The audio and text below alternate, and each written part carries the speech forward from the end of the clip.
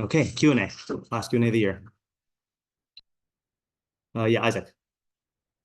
How has your Mishleic Fatalism held up in light of current events? I don't have a specific current event thing, just all of the things. How is my Mishleic Fatalism held up in light of current events? Okay, so let me actually just review the Mishleic Fatalism. So this is my politics.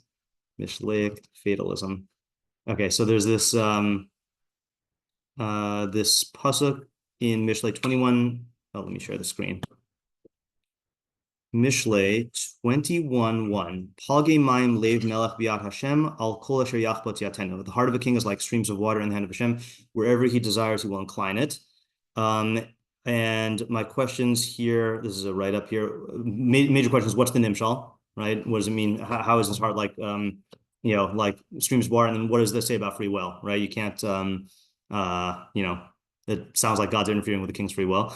And then what is the practical application of this, right? So I'm going to just read my 4-sentence summary of the main idea.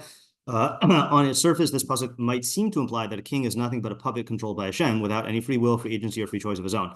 Although Hashem certainly can take away a king's free will, as he did in the case of Paro, it's not reasonable to assume that this is the meaning of our pasuk, which is talking about all kings. Now, there are Mefarshim who hold something, or seem to say something like this, that like God controls the king. Okay, I don't buy that, but rather our pasuk comes to teach us that although it may seem like a king is the freest person in his kingdom and is able to do whatever he wishes, the reality is that his free will is severely compromised by his very position of leadership. The king's heart and mind are at the mercy of a myriad of forces beyond his control, and like streams of water, they will have no choice but to flow wherever they are directed. The purpose of this pasuk is to remind the king, his subjects, and his enemies that despite what our fantasies and fears might lead us to believe, the more powerful a person is, the less freedom he has. Those who seek this type of power, unless you're a Marcus Aurelius, and like, I mean, it's just rare to have actual free will as a leader. Those who seek this kind of power, those who have achieved it, and those who seek to curry favor with those who have achieved it, and those who fear the ones who hold this power, all of them must remember the extent to which the freedom of those in power is limited and should act accordingly on the basis of that recognition, right? So one thing I didn't incorporate into this also is like, in this world at least, to get to a position of power, you also typically need to have a very, let's just say, robust psyche with its own dynamics and its own agendas and stuff like that. And the people who tend to get to the top are like people who are fully leaning into their personality in certain ways, and again, but it's a combination of their personality and the circumstances. And the analogy I always give is the symbol monkey, that the monkey that you wind up and it just walks forward with the symbols. So that most human beings are symbol monkeys, and they're just operating based on their personality and then interacting with whatever is in front of them. So the monkey hits a wall and it just keeps going like that, or gets knocked over, or like you direct it and it'll keep going that way. But the king is like that the most. So your question is, what do I say about this in now? I mean, I think now is even greater. I mean, we just see how reactive all of politics has become, compared to what things were, let's say 20 years ago or whatever, where like people, I mean, this is still true then also, but like it just is so reactive now. And especially when you have someone like, I wrote this during, was this before Trump's? No, this was, I guess, at the beginning. Oh, wait, no, wait, I think I wrote this earlier than, I'm not sure when I wrote this. I definitely came up with the idea earlier than Trump's first term, I think.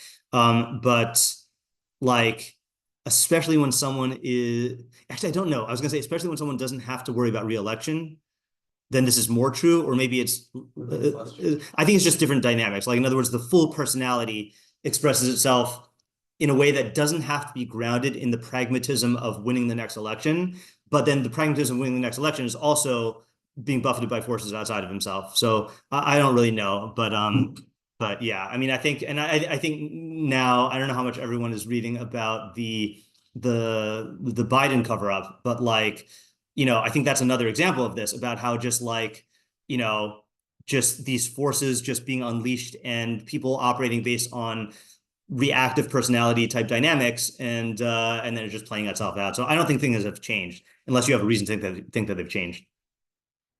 Oh, so it's funny. I actually thought that when you that by Mishleic Fatalism, you historically meant something else, which is about not being, I think maybe like not being interested in politics Oh, because that. Okay, yeah, yeah. So yeah, let me talk about that aspect of it before you comment on it. So I used to characterize myself, if people said like what are your political leanings, as a Mishleic fatalist, that I think that unless you are I think the ability of the average citizen to influence large scale political trends is very little.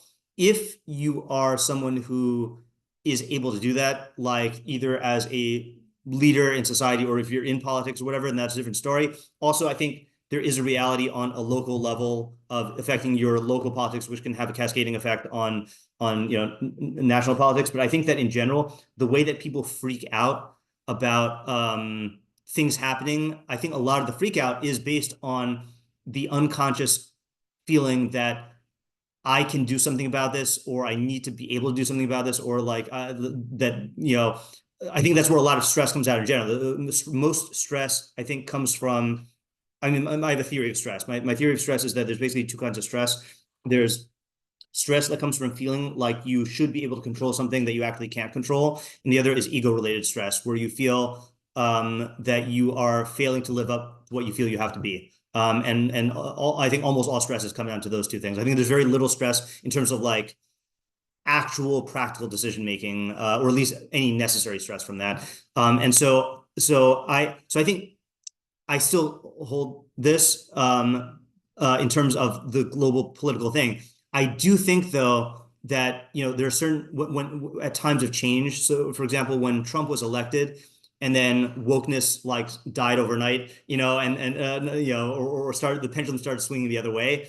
I think that's a time for change. I think like people realizing that like how polarized things have become is an opportunity for change, and it's change on a local level. Like if you can engage in a civil discussion with somebody in your immediate circle, that's the type of thing that can maybe make change throughout like the world, but you can't change what's happening in many of these cases. Yeah. Does that answer your question? yeah. I think I was thinking about this because historically I've been very good at not following the news and not reading news articles, and I feel like Yeah. um, I don't know if the news has gotten more shocking or if news writers are better at spinning things now, but I think it's I feel like it's the former, but But I mean, so you're saying that you are more following the news or less following the news now? I'm more following the news despite my desire Yeah. not to be. So I find the same thing for myself. And actually, when was the last time I wrote should I follow the news? What part am I up to now? I've done two parts. So I'm due for a part three. These are paid subscriber only posts. But I think to me, the two things that have changed, I also have been following the news much more lately. One is more out of a desire for entertainment, that I think more things and bigger things are happening faster than they did, at least when I was growing up. But it could be my perception. But then the other thing also is I've really become a fan of Barry Weiss and the Free Press, and just hearing anything that involves actual good conversations with people who hold different views. I feel like I've been more inclined to like listen to those and to actually like I feel like that's an actual source of understanding of what's going on, instead of just party lines being like, broadcast. Yeah.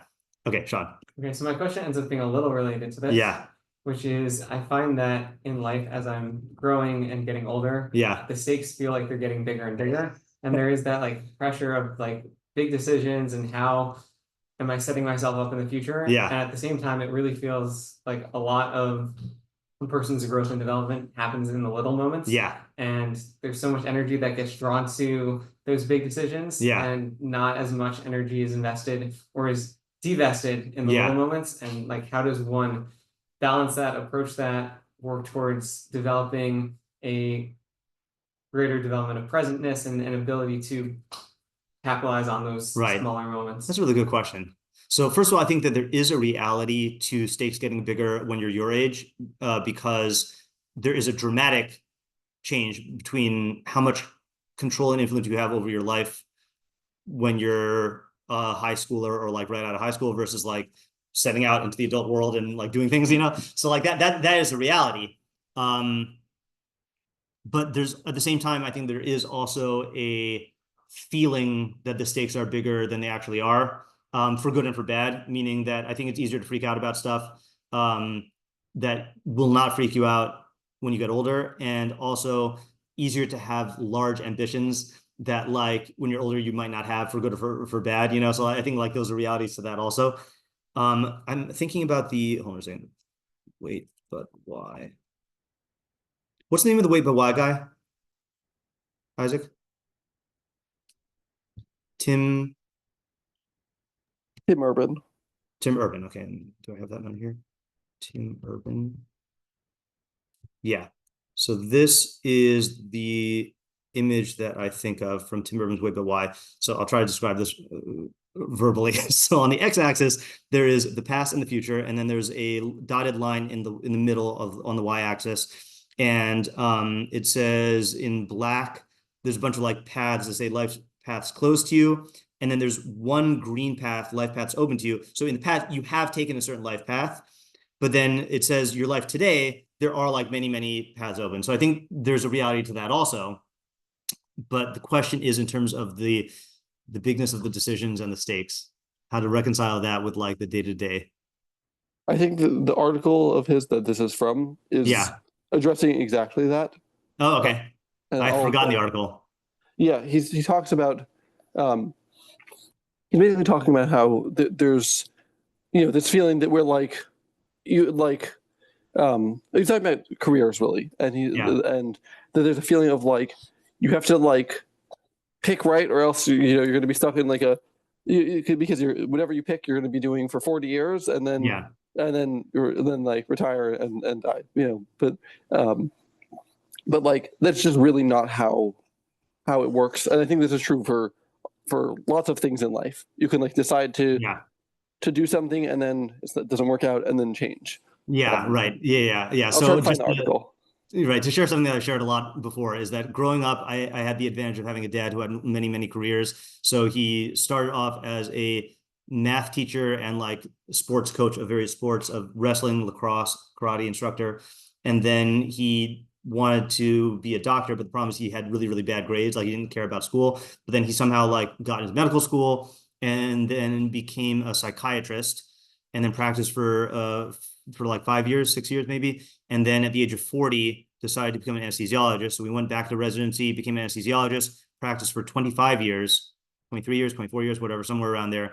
And then decided to go back to psychiatry and had to take the boards all over again. And also now they know about the brain and how there's such a thing as brain chemistry, whereas they didn't have that back then in the 80s. Like they don't know a lot about the brain now, but they knew virtually nothing about the brain in the 80s, And so that was a big thing. And then finished his career as a psychiatrist. And so growing up, like, it was like, oh yeah, you can like, it's not like you're not committed to one path, forever. But I think the way to translate this into my language here is remember that you have Bechira, and that things that feel set don't have to feel set. And it doesn't mean you can instantly change stuff, but like, again, I wrote about this just this morning about like how I had a certain summer routine between the ages of 18 and 35, which had some changes. And then like 2020 upset things in many ways. And then my summer routine changed and I started giving shiur during the summer. And I just defaulted into that. And I realized going into this summer that like, I don't want to do that anymore. Like I want to do what I used to do, which is to write during the summer and just have my own learning and carousas and stuff. And so I decided to change, and like just remembering that you have Bechira, that you can make these changes, and remembering also what Gandalf said is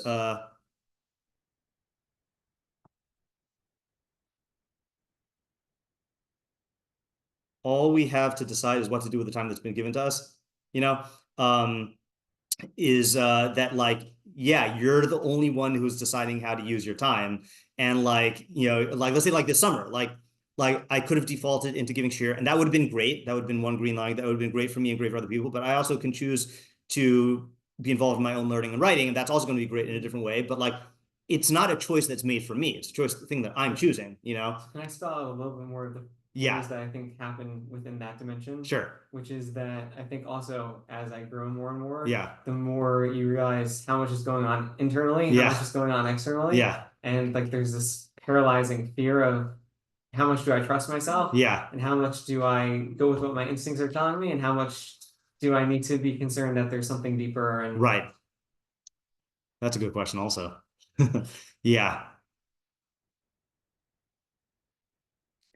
Okay, so again, I'm speaking from more from experience than from any sources or whatever, but like I do find that, and it's not just from me. Like I've heard people say this also. Like it's definitely not me. It doesn't make it right, but it's not me. Is that that the real cost benefit analysis type thinking really should be in the small decisions, but the big decisions like, should I take this job? Should I marry this woman? Like, should I, move to this location? Where, those tend to be decisions that, like, if you're honest with yourself, then you really already have made. And that does not mean that they're going to work out. Like, I think that's stupid. I think people tell themselves that because they, but like that there is a certain futility in, and obviously, again, also you can't be reckless. Like, you can't, like, whatever. But like, if you're really honest with yourself in many of these decisions, you'll find that, okay, I really have already made this decision and I'm just trying to talk myself into it or out of it. And like, I do think that there is a benefit in leaning into those, because the resistance will often create compromises that make things not work out. In other words, like, let's say you think that you should stay in a job at Amazon, because on paper it looks really good, and you stay in that job and like you're miserable, like something needed to change, and like it was your intuition was telling you that this is really not good for me to be here, so like I think in many cases it's like that. It's like you things are really not working now, and like you need to make some change, and if you're excited and passionate about this thing, and and are capable or can become capable, then like it's worth taking that shot. But again, there's so many other factors about, like, let's say, like, for example, like I know people who are in that position, but like they have a family of 5, and like they can't just like uproot themselves and change without like affecting many other people's lives, and it's like irresponsible. But like you're in a situation where you can do that more now. I also think that the more you put the emphasis on being able to make good decisions no matter where you're at, Mishleically or stoically, in terms of the obstacle is the way, or Gamzu Latova, or that kind of thing, where you can take what you're experiencing, if it doesn't work out, and then leverage that into growth, into other opportunities, then that's going to make you immune to failure, And so I think like investing in that is really good. And the more you invest in that, then the more you can take those chances, and things will work out. Yeah. There's no like autopilot. That's the other thing also. That's the flip side of the remember you have Bechira, is remember there's no autopilot, where you're never going to get on a track where it's just going to automatically work out. And if you think that you are on such a track, then like you should look out for cliffs that are coming, because it's just not going to work. Or you should look out for having like sold out and become a zombie and become a symbol monkey, like you've gone back into the symboling, like that's really, really bad. Like, for being a human. Yeah. Yeah, Isaac? Yeah, I was just going to emphasize what you said about making sure about like working on your decision making, even if it's, because that can help you even if you're if you make a decision that turns out badly. Yeah. Like you mentioned about me being at Amazon. Yeah. Or, how do you know I was talking about you? Yeah. Theoretically, a person theoretically being at Amazon. Yeah. Yeah. That I not to be over dramatic, but my good decision making saved me. Mm-hmm. And like by that I mean like the having worked on making good decisions, because there were times when I just wanted to just quit with nothing lined up. Yeah. No plan. But But the fact that I didn't meant that I was able to then leverage it into this job, which is much, much better. And then now I could even leverage this job into like something even better potentially. And that's because I was able. I've spent a lot. We've done a lot of Mishlei. I have worked on how to make good decisions. Right. Yeah, and just to add to that point is learn Mishlei, learn Koheles, and learn Tehillim. Like you need Mishlei is about applying Chachma to the means, Koheles is about applying Chachma to the ends, and Tehillim is about your relationship with God and where your security lies. So like you need to work on all three fronts, and there's probably other things as well that you should learn. But like those are the only ones I can talk about from experience. Yeah. Okay. I also have a book recommendation for Yeah. Decisive by Chip and Dan Heath. Oh yeah. Yes, it's I say, because I have that book I've been meaning to read, but yeah. Yes. Yeah. It's Chip and Dan fantastic. Heath are very good in general, so like I would endorse it. Yeah, I think this is their best book. Okay. Yeah. Noted. Okay, next question. Yeah. Do you have any advice on reading Halakhic Man? Yes, I do. Hold on a second. I gotta show you this picture. I don't know if I've ever shown you this picture before. Wait, Halakhic Man. No, wait, no, it was a footnote 4. Yeah, I once was making copies and I didn't realize I was trying to print on the other side of something and like I put the paper in the wrong way. And so I was printing out footnote 4 and it ended up looking like this, which I feel like is what it can sometimes feel like when you're reading Halakhic Man, So the advice that I got from Rabbi Fox, I think when I first read Halakhic Man, is the first time you read it straight through without pausing to think too deeply, without pausing to look up words, and definitely not without reading footnotes. Get the overview, then go back and like read it more carefully. There is a new edition, which I haven't seen, of Halakhic Man that is released with explanatory material, and I assume that would be advantageous. Also, one of the other pieces of wisdom in the like reading through in its entirety is you'll see that there are different pockets within Halakhic Man that feel differently. So the very beginning of Halakhic Man, I think, is the hardest in many ways. It's just the most abstract, and he throws around the most like philosophy. Then the rest of the first Chelek is more, it's going to resonate more with your experience and way of thinking. And then the second Chelek, I don't know as well. I used to take Halakhic Man with me whenever I would take a flight during my yeshiva years. I would take it with me. It would be my plane book. I would read it going back and forth from Seattle. And I think because of that, I've read the first Chelek a lot more than the second, and so like, so I can't testify as much to that, but yeah, I think that's my advice is, read it straight through, then read it through more carefully and think about it. I think those are the only 2 pieces of advice I have. There's probably more, but like, yeah. I think that's it. That's all I got. Yeah. Oh, and read footnote 4. Yeah. I cannot believe it when I'm talking with people who have read Halakhic Man and then I bring up footnote 4 and they're like, oh, you're supposed to read the footnotes? And you don't have to read all the footnotes, but footnote 4 is its own book that is worth reading, in my opinion, more than Halakhic Man, in many ways. Like it's had more of an impact on me than Halakhic Man has. Yeah, footnote 4 is where it's at. Yeah. The next level in Halakhic Man that I feel like I would need to do is, other than read the one with the annotations, is I have not read it in Hebrew. And I'm sure it's very hard, but I think if you have the Hebrew and the English together, then that might be good. But I wouldn't recommend that. Yeah. Okay.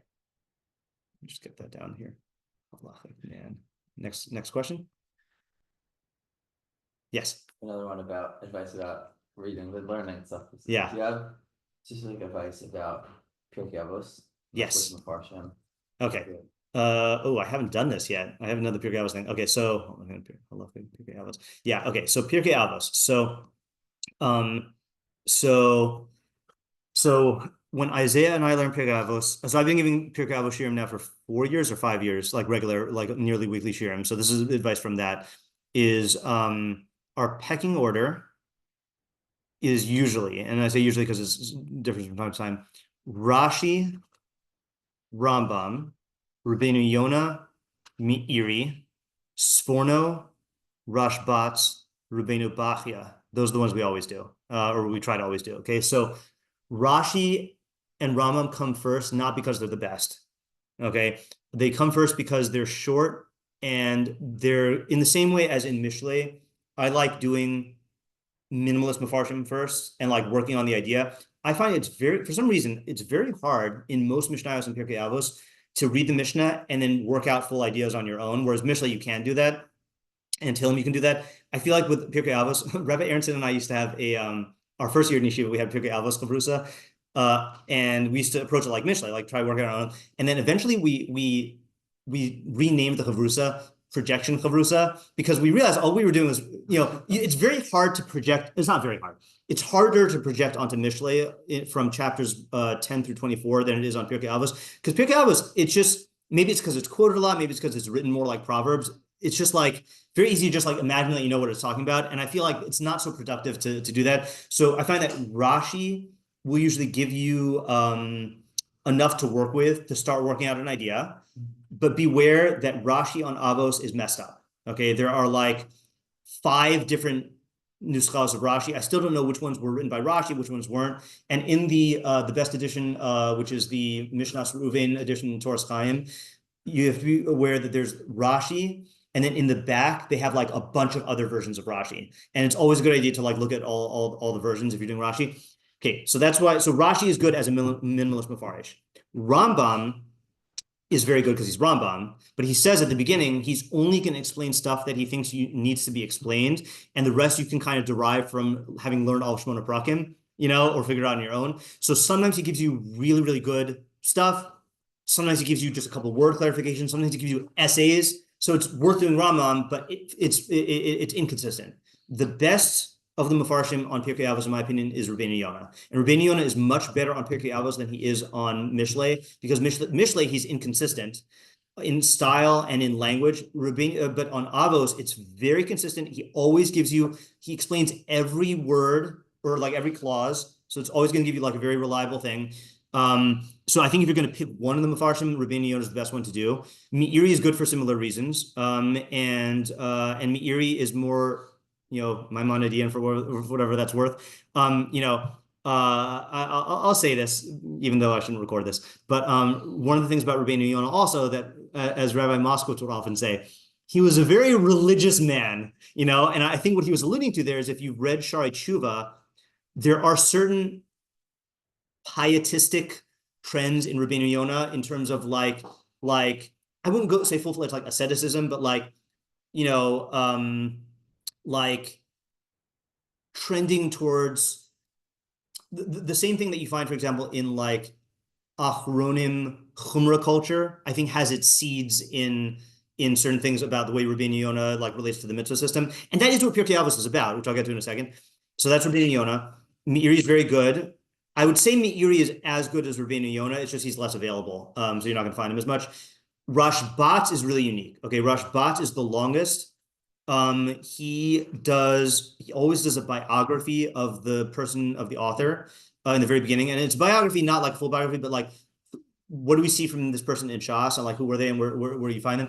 He'll often do a digest. He'll often like summarize other Mefarshim. And that's another advantage of him is that if you have a hard time, let's say, understanding Rabbeinu Yonah or the Rambam, you can look at the Rashbat and see how he learned them. So that can be helpful. You can disagree with that, but it's long. Rabbeinu Bachya is also good, but we just get him last in the picking order. There's other ones also, like your Bravanel is great, but guess what? He's long. He's also not in the Mikros Gedolos. Oh, Sforno, I forgot to say Sforno. Sforno is also incredible. He's the most original of the Mefarshim. He always explains the Mishnah as a unit and how it follows from the last and going to the next. Same thing with the Bravanel. Sforno and Bravanel are the only ones who consistently explain the flow, and that's part of their derech. So that's like my overview of the Mefarshim.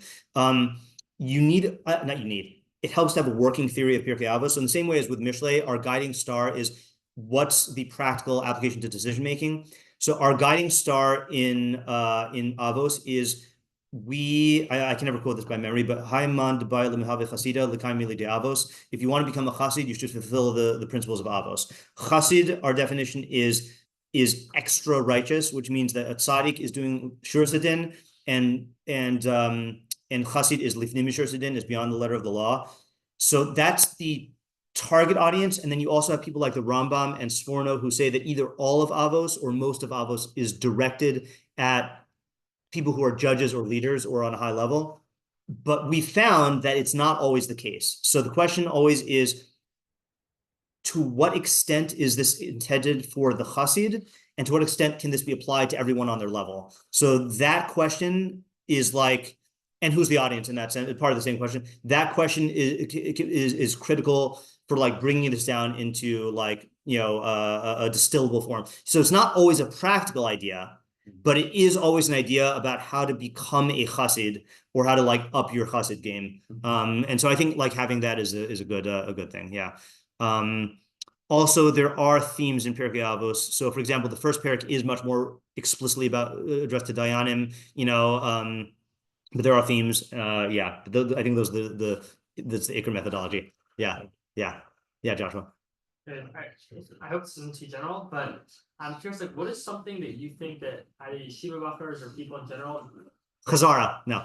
Yeah, what? do in life that you think is like they're just like missing the boat or they're like missing? Oh, not Chazara. Yeah,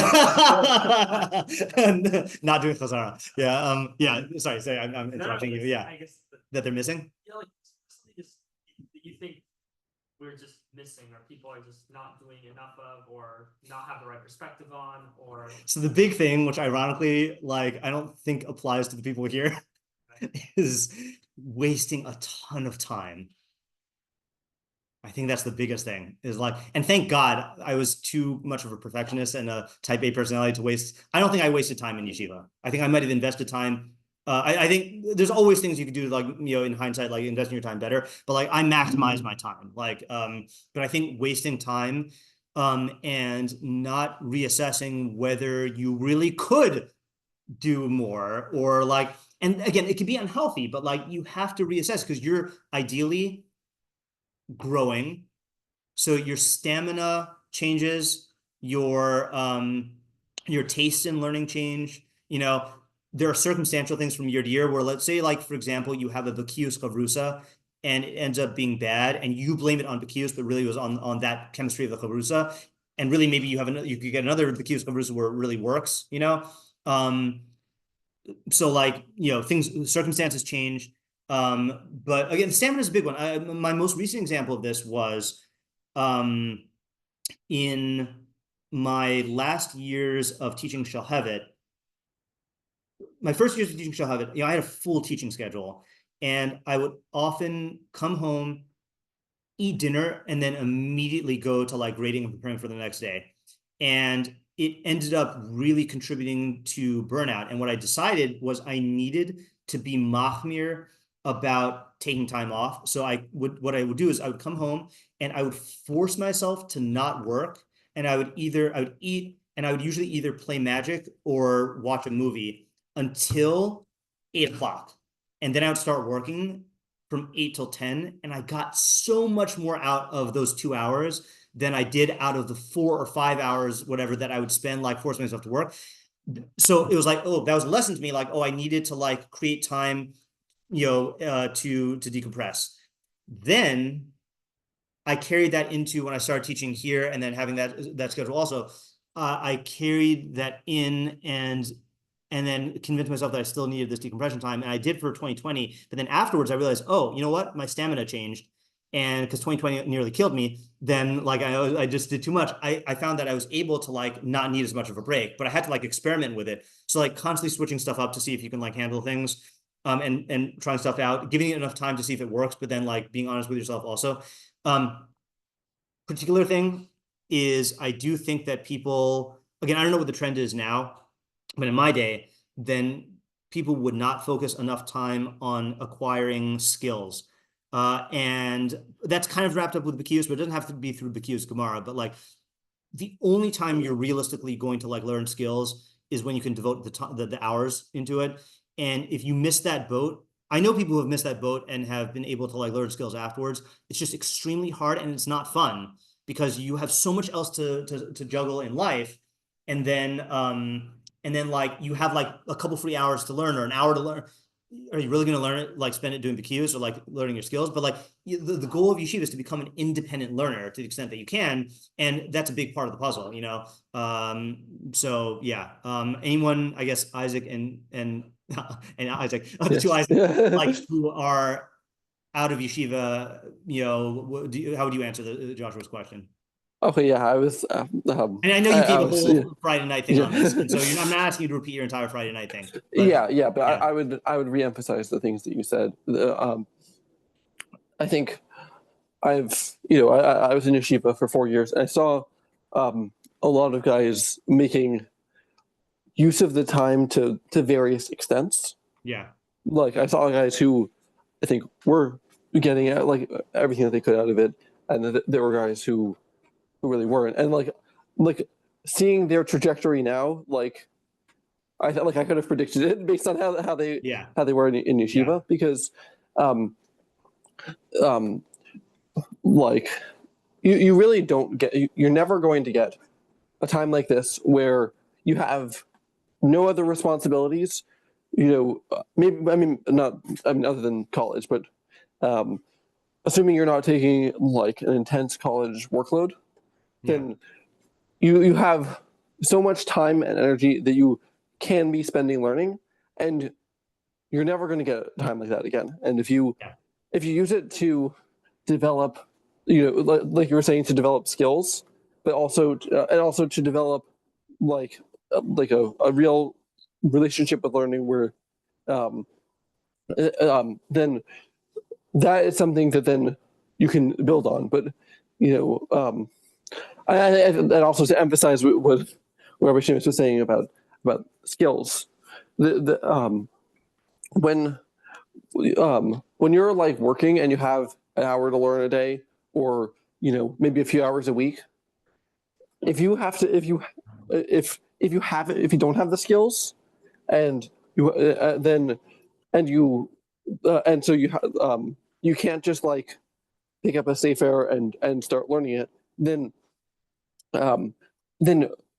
you're either going to have to be spending your time learning skills, which is going to sour your relationship with learning, or you're not going to learn the skills, and then you won't be able to learn anything except for like English Svarim. Yeah, right. And, or you'll be dependent on other people, printed or live, I was going to say one more thing. Just that if this is a thing that you think is, and like if you think learning is, like of real value, then it's important to be pushing yourself to make the most of this time. Yeah. Well, when I was here in yeshiva back in the day, I definitely did not maximize the time. And I struggle now even with the certain skills that I didn't develop. And trying to work on it. I mean, thank God I'm in a position where I'm able to be back and try to develop it. It's much harder. Even, I'm 33 now. It's much harder at this point for me to like actually learn new things. And I think because, I don't know if it's a function of age, if it's a function of distracted with other things, I found I'm less able to focus now. In a way that, constant email bombardment, text, it degrades your focus over time, and I try and build that muscle back up, but it's much harder to do it later.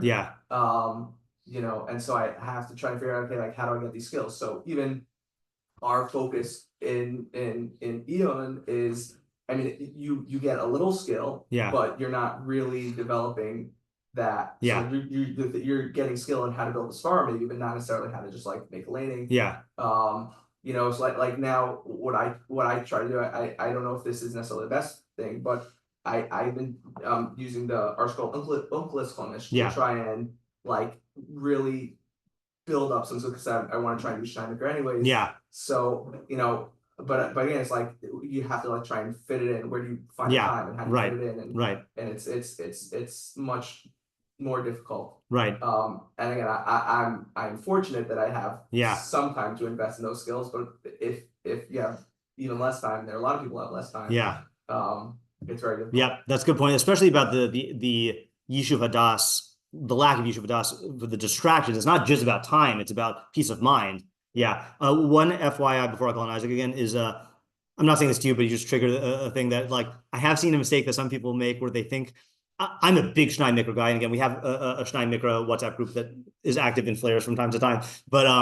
But there are people I've seen who think that doing Shnai Mikra with Unclos is going to help them with Gemara. And just FYI, it's two different dialects of Aramaic, so like it does not transfer over very. Certain words do or whatever. It's not going to like don't think, for example, that by doing Shnai Mikra Unclos that substitutes for Bekius on Gemara, because it doesn't. Yeah, Isaac? You're unmuted, but I can't hear you. So I don't know if that's something different with your phone.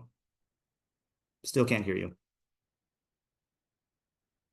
I don't know. I'm going to keep, I'm going to answer another thing. Slightly rephrased question. I mean, this is like the spirit of your question. Do I have any regrets about my time in Yeshiva? So again, thank God, just looking back, I don't regret how I used my time in Yeshiva. I think I made all the good decisions or all good decisions. Okay, Isaac is back. Yeah, okay, can you hear me now? I can hear you, but I'm in the middle of something now, so I'm just going to finish this first. So I don't have any regrets about how I used my time. I have one regret about a decision I made in Yeshiva, and I have one on paper regret, but it's not actually something I regret. So the regret is, for the first year or two I was in Repesach Shir, I felt like I should not speak up in Shir unless I had a fully formed svara. Okay.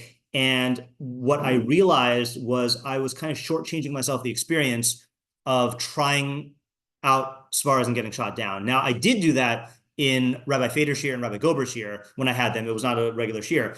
I mean, Rabbi Gober was my summer Shir, but so I did get that benefit, but I should have gotten it in Rav Pesach's, and I did not. And it was mostly my own perfectionism that got in the way. And it would have been good for my Svara development if I had done that. That was one actual regret. And then the on paper regret is that, I never was in Rebbe Shir for a very long time. I got kicked up out of Rav Pesach Shir into Rebbe Shir twice, and then in both cases kicked myself back down. And I don't regret that because I think I really learned better from Rav Pesach. I would have loved, let's put it this way, if I would have been on the level to have gained from Rebbe Shir in the same way that I gained from Rav Pesach Shir, or just enough to justify being that Shir, I would have loved to have been in Rebbe's Gemara Shir for, for however long that was, but that's not where my gains were. I needed Rav Pesach Shir. I learned better in Rav Pesach Shir. My personality, my relationship to learning was better in Rav Pesach Shir. So like it's not a regret. It would have been nice if I had been in Rebbe Shir for X amount of time, but I don't regret the decision. It was a good decision. Yeah, Isaac? Yeah, I was just gonna say, just about the conversation about skills. Yeah. I think sometimes people make a dichotomy between am I doing learning where it's specifically where the focus is working on skills, or am I doing other types of learning? I think that's a mistake.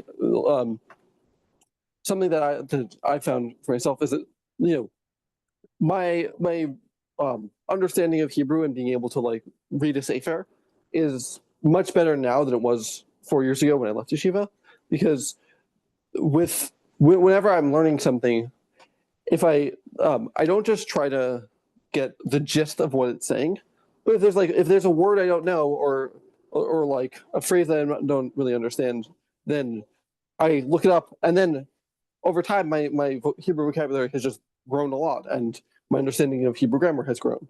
And right. So something that something concrete that you can do. This is what I do with my Avos Versa is when I'm reading, I try to be translating not just what I think he's saying, but translating the words. And then if there's a phrase that I don't understand or a word that I don't know, then we'll have a conversation about it, and that can be 30 seconds, a minute. But then going forward with my my understanding of Hebrew is permanently a little bit bigger. Yeah. I'm going to make one comment on that, and then just two more comments, then we'll stop, is that that I think that there's a reality to what Isaac was saying also of it's not, ideally you master skills by the time you leave yeshiva, you can read comfortably, but there is a reality to gaining a certain critical threshold where what you take with you into your own learning outside of yeshiva could then develop into more I feel like there are people who are so dependent on English that once they don't have time to work on their skills anymore, they're just going to be forever dependent on English. But then let's say you are like, you can get by translating, but it's not perfect. Then you could continue to build on that afterwards, you know, so like at least get to that point. One more thing that is a mistake that guys make, again, not here, but there was an era in yeshiva where people made this mistake that I just don't quite understand it. There have been times when guys would come through yeshiva, usually when there were people who would like live locally, they would not stay for Shabbos. And I feel like to a certain extent, the impact of the families and the people in yeshiva in many ways is more important for your overall development and learning than the actual ideas you get in yeshiva. Like being with, you know, like having experience with, you know, lifters, fishbines, zimmers, you know, fader, like that really has a huge impact. And there were people who just missed that whole thing. And I think that was really, really bad. And then the last thing also, which again, I don't think this applies here, and you know, no one said this in our time, but Rabbi Fader said this at a Q&A once, which is that one of the things you have to do in yeshiva is you're forming, establishing the relationships with people who you're going to learn with for the rest of your life, you know? And I think, again, in my era, thankfully people did that, but I think there are people who need to be told that. And they just aren't thinking about the fact that, like, when I leave yeshiva, who am I going to learn with? I don't know what they're thinking. I don't know if they think that they're just going to miraculously find people or whatever, but like you are building stuff. And I think that's another point where if you're a guy who doesn't use your time in yeshiva, or you get the reputation of not a reliable chavrusa, people will not want to learn with you going forward, you know, unless you can like erase that reputation and then restart it, you know? So like you are building these relationships that are going to sustain your learning for the rest of your life. Yeah. Okay. Good question. Yeah. Yeah. I was gonna say advice is ask that question to as many people as possible. Yeah. Yeah. I was just gonna say one more thing, which is Okay. I found that a chavrusa is a great way to maintain a relationship with someone. Yes. Like I have friends that I speak with every week because I have a chavrusa with them. Yeah. I have friends that I haven't talked to in a long time because we don't have a chavrusa. Yep. Definitely. Okay. Great questions. Good Q&A. All right. Thank you. Yeah.